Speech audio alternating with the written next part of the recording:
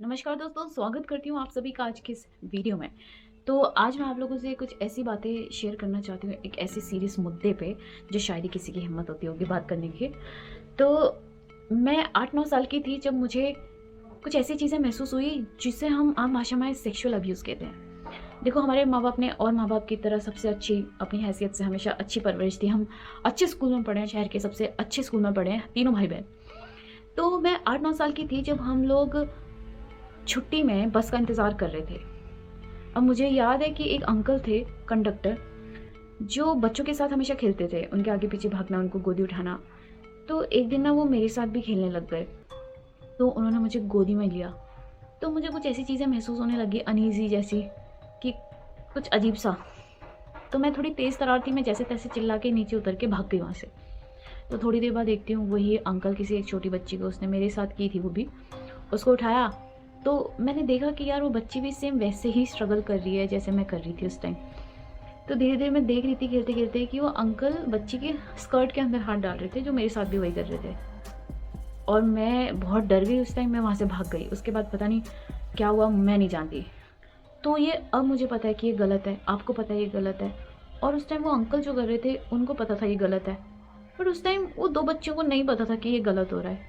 आप वो डर महसूस कर सकते हो, कैसा फ़ील हो रहा था उस टाइम। अब मुझे ऐसा लगता है ना कि उस आदमी के भरोसे कितने माँ-बाप थे। मतलब उसके पास कितनी रिस्पॉन्सिबिलिटी थी, कितनी बड़ी ज़िम्मेदारी थी इतने सारे बच्चों को सेफ़ली घर पहुँचाने की, और किसी के माँ-बाप को अंदाज़ा भी नहीं था कि उन बच्चों के साथ हो क्या रहा है। अब आप खुद ही सोचो कि मेरे को पकड़ने के बाद, उस बच्ची की स्कर्ट के अंदर हाथ डालने के बाद, और पता नहीं कितने बच्चों के साथ उसने अपनी हवस को अंजाम दिया होगा, कैसे-कैसे क्या पता, भगवान जाने। देखो, इस आपबीती को सुनाने के ना मुझे ना पैसे मिल रहे हैं, ना फ़ेम मिल रहा है। अगर मेरी जैसी लड़की इतनी छोटी उम्र में सेक्सुअल अब्यूज़ जैसी चीज़ झेल रही है, तो ज़रूरी है बच्चों को सेक्स एजुकेशन देने के लिए 10th के एनसीईआरटी का वेट करना पड़ेगा? मैं उन सभी माँ-बाप और जो वो माँ-बाप बनने वाले हैं, उन सभी से ये कहना चाहती हूँ कि आप कभी भी हमेशा अपने बच्चों के सामने दीवार बन के नहीं खड़े हो सकते, उनको इस हर टाइम सेफ़ नहीं महसूस करा सकते।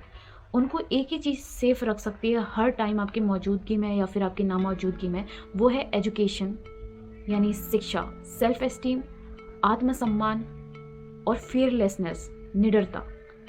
ये 3 ऐसी चीज़ हैं, अगर अपने बच्चों को दे दी तो आपके बच्चे कभी नहीं डरेंगे, कभी कुछ ऐसी चीज़ें नहीं फेस करेंगे जो हम लोगों ने करा, क्योंकि हमारे माँ-बाप को खुद नहीं पता था कि बच्चों के साथ ऐसा होता है। आप लोग चाहे जितने मर्ज़ी महँगे स्कूल में डालो अपने बच्चों को, आपके बच्चे सेफ़ हैं, नहीं है, इसकी कोई गारंटी नहीं है। इसलिए बच्चों की सेफ्टी, उनको खुद इतना स्ट्रॉन्ग बनाओ, उनको खुद ऐसी एजुकेशन दो कि वो अपने साथ होते हुए कुछ भी गलत को सहन ना करें। घर पे बताएँ। आप जानते हो, हम मिडिल क्लास लोग इसलिए मिडिल क्लास नहीं है कि हमारा ओहदा छोटा है या फिर हम लोग कम पैसे कमाते हैं, हाई प्रोफाइल लाइफ़स्टाइल अफ़ोर्ड नहीं कर पाते हैं। हम लोग अपनी सोच से मिडिल क्लास हैं। सेक्स एजुकेशन जैसी चीज़ अपने बच्चों को देने में अगर हम शर्माते हैं, तो यही तो छोटी सोच है हमारी। मुझे याद है जब मैं अपनी मम्मी से पूछा करती थी कि मम्मी बच्चे कैसे पैदा होते हैं, मैं कैसे पैदा हुई, तो मेरी मम्मी हमेशा पहले ऐसे बोलती थी, एक बहुत तेज़ रोशनी आती है, फिर तू मेरे बगल में अपने आप हो जाती है। मेरी आधी ज़िंदगी झूठ रही बचपन की। वो वो तो साला मुझे 12th क्लास के बाद जब मैंने देखा तब पता लगा कि बच्चे कैसे होते हैं, वरना तब से तो मैं यही सोच रही थी कि उल्टी में होते हैं बच्चे, पेट में होता है और फिर उल्टी करनी पड़ती है तब बच्चे निकलते हैं। बताओ, वो भी दोस्तों ने दिखाया मुझे। देखो, टाइम टू टाइम ना मुझे ऐसा लगता है अपने बच्चों को बता देना चाहिए कि यार आपका अस्तित्व कैसे हुआ इस जीवन में, आप कैसे पैदा हुए। मतलब ये नहीं कह रही कि धड़ल्ले से वीडियो दिखा दो, बट टाइम टू टाइम बच्चों को चीज़ें बताओ कि ये क्या है, ये बैड टच, गुड टच, अगर कोई आपको यहाँ पे टच करता है तो ये गलत है, आपको घर पे बताना है।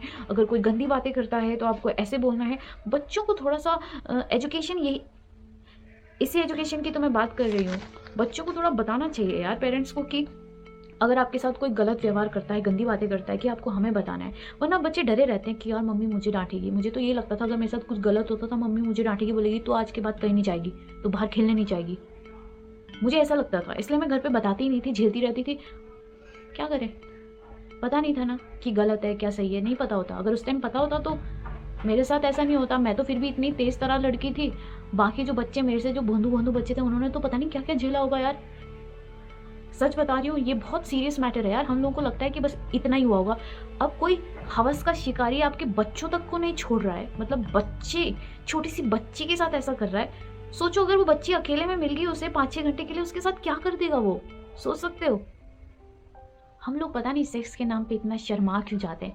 मतलब स्कूल टाइम में भी कभी डायग्राम समझ नहीं आए, वैसे टीचर्स हर एक चीज़ ऐसे डिटेल में एक्सप्लेन करें कि दिस एंड दैट, और जैसे रिप्रोडक्टिव चैप्टर आएगा हम लोग बड़े एक्साइटेड रहते थे पढ़ने के लिए, और टीचर ऐसे ऐसे भयंकर इंग्लिश के शब्द यूज़ करती थी, कुछ समझ ही नहीं आता था, दिमाग से निकल जाता था।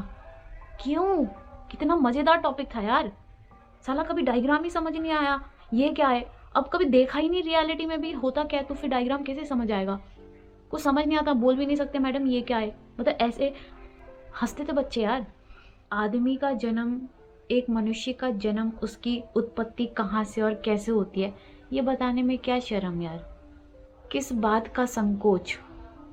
जहाँ एक तरफ हम शिवलिंग को पूजते हैं क्योंकि मनुष्य की उत्पत्ति, उसका अस्तित्व, रचनात्मकता का प्रतीक है शिवलिंग, तो दूसरी तरफ सेक्स गंदी चीज क्यों है। बच्चों को समझाने शर्माने में क्यों शर्म आती है, क्यों झूठ झूठ बोला जाता है, क्यों हमारा बचपन खराब किया जाता है कि हमें कोई परी लेके आई थी, तुम कचड़े के डब्बे से हुए थे, तुम्हें खरीदा था 20 रुपए में, क्यों बच्चों का चूतिया काटा जाता है, क्यों। मैं पूछती हूँ क्यों, क्यों मुझे बताया गया कि तू रोशनी से तेरे को देवी मैया लेके आई, क्यों बताया गया ऐसा, क्यों नहीं बताया कि मैं कहीं और से निकली। तो इसमें शर्माने की क्या बात है ये बताने में कि मनुष्य का जन्म कहाँ से होता है, कैसे होता है, कैसे कैसे एक मनुष्य में जान आती है, इसमें शर्माने की क्या बात है। हाँ, इसमें ये बोलने में नहीं शर्माते कि आज तो मैं 10 लड़कों के साथ सो के आया, आज तो मैंने उसके साथ सहवास किया, ये है अपराध, ये जिसका आप सम्मान नहीं करते हो, इस मिलन का सम्मान नहीं करते हो। आप इतनी ब्यूटीफुल खूबसूरत सेक्स जैसी चीज़ को इस तरह बताते हो जैसे तुम कोई गेम खेल के आए, ये अपमान है। सेक्स इज ब्यूटीफुल, हमारी बॉडी का हर एक अंग खूबसूरत है, हम इसे छुपाते हैं इसलिए नहीं कि ये छींची गंदा है, इसलिए क्योंकि हम इसका सम्मान करते हैं, क्योंकि यहीं से एक मनुष्य यानी एक जान की उत्पत्ति होती है, सृष्टि इसी से तो रचती है। अब इंसान ही नहीं होगा तो फिर तुम कहाँ, मैं कहाँ, कहाँ सेक्स, कहाँ मोह माया, कहाँ पैसा, कहाँ ये कैमरा, कहाँ ये यूट्यूब। रिस्पेक्ट करो कुछ ऐसी चीज़ों को, उन्हें गंदी नज़र से मत देखो, ये मत सोचो ये गंदा है, अगर आप किसी से ऐसी बात कर रहे हो तो ये गंदा है, जज करने की क्या ज़रूरत है यार। Sex is beautiful thing, so don't संकोच। अब संकोच का इसका मतलब नहीं कि चलती राह में किसी से भी पूछ लो आपने सेक्स किया है क्या, ऐसा भी नहीं है। हर चीज़ को इज्जत की नज़र से देखोगे, अच्छी नज़र से देखोगे तो वो आपको अच्छी लगेगी। अब गलत नज़रिए से देखोगे, गलत चीज़ें बताओगे, सिखाओगे तो वो आपको गलत ही लगेगा। तो अब मैंने ऐसी बातें करी तो बहुत हो सकता है बहुत आंटियाँ, बहुत लोग ऑब्जेक्ट करें कि ये सेक्स जैसी चीज़ को इतना खुले में कैसे बोल सकते हैं यूट्यूब। आप खुले में अपने एग्जाम्पल दे सकते हो, अपने 4-4 बच्चे कर सकते हो और मैं बोल भी नहीं सकती। ये है हमारे समाज की सोच। जब तक चीज़ों को हम लोग छुपा के रखेंगे, उसको ऐसे देखेंगे, उसको ऐसे समझेंगे, तब तक सोसाइटी में गलत इम्पैक्ट ही पड़ता रहेगा। इसीलिए कोशिश करो कि कुछ चीज़ों को इतना रिस्पेक्टफुली आम बना दो। इट्स ओके, कोई जो भी पहने, कोई जैसा भी करे, अपनी इज्जत सबको दिखाए ना दिखाए, आपको पता है आपकी इज्जत आपके पास है, आप उस चीज़ की रिस्पेक्ट करते हो तो ठीक है ना। कोई दूसरा नहीं कर रहा है तो आप तो करो, क्या दिक्कत है। ये सब आपकी सोच है। तो दोस्तों, इस वीडियो को बनाने का मेरा ये मकसद था कि जो मैंने अपने बचपन में चीज़ें झेली है, देखो कुछ चीज़ें ना कभी कभी दिमाग में हमेशा छप जाती हैं। जैसे मुझे उस अंकल की अभी भी पूरी छवि याद है कैसा था। तो मैं इसलिए आप लोगों से शेयर करती हूँ कि मेरे मन में और दिल में, दिमाग में जो चीज़ें छपी है ना, तो जब मैं शेयर करती हूँ ना तो मुझे ऐसा लगता है कि हाँ, अब मैंने उसे अपने जहन से निकाल दिया है, अब शायद वो मुझे चीज़ें कभी याद नहीं आएंगी।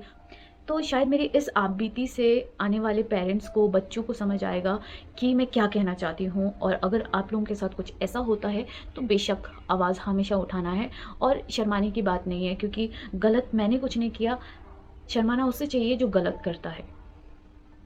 तो आज की वीडियो आप लोगों को अच्छी लगी तो प्लीज़ लाइक शेयर सब्सक्राइब करना। तब तक के लिए बाय और नमस्कार।